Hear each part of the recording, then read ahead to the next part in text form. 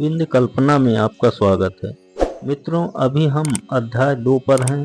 अध्याय 2 गीता सार के नाम से जाना जाता है, यानी संपूर्ण गीता का सार इन श्लोकों में है।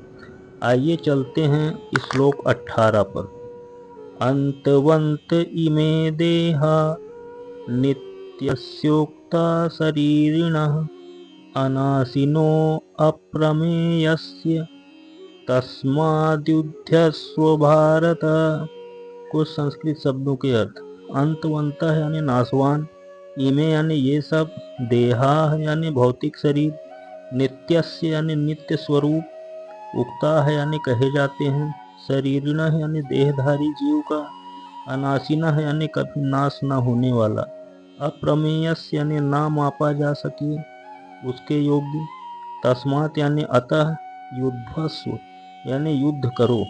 अर्थात श्री कृष्ण अर्जुन से कहते हैं, अविनाशी, अप्रमेय तथा शाश्वत जीव के भौतिक शरीर का अंत अवश्य संभावी है।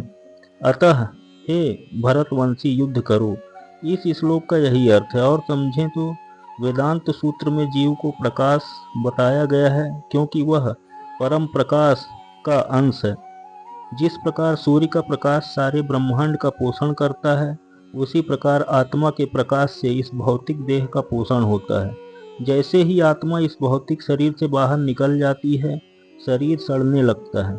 अतः आत्मा ही शरीर का पोषक है। शरीर अपने आप में महत्वहीन है।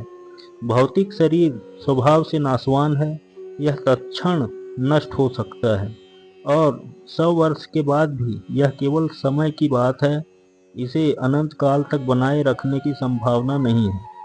किंतु आत्मा इतना सूक्ष्म है कि इसे शत्रु देख भी नहीं सकता, मारना तो दूर रहा।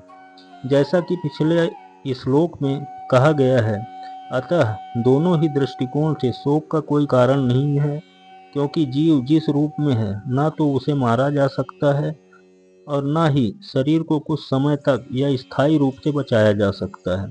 पूर्ण आत्मा के सूक्ष्म कण अपने कर्म के अनुसार ही यह शरीर धारण करते हैं। अतः धार्मिक नियमों का पालन करना चाहिए।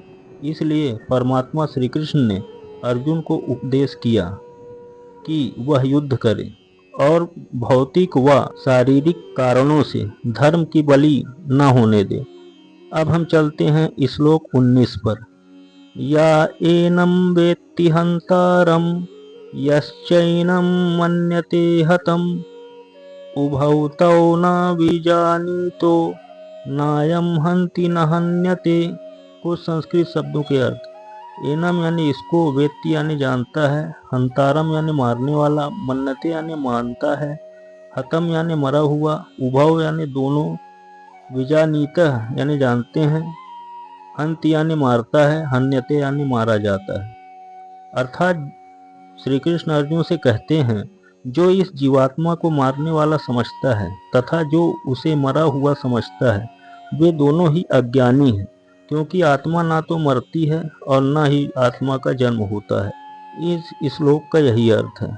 और समझते हैं, वेद के अनुसार माँ ही स्यात् सर्वाम भूतानि, किसी भी जीव की हिंसा न करें, न ही जीवात्मा अवध्य है का अर्थ यह है कि पशु हिंसा को प्रोत्साहन दिया जाए।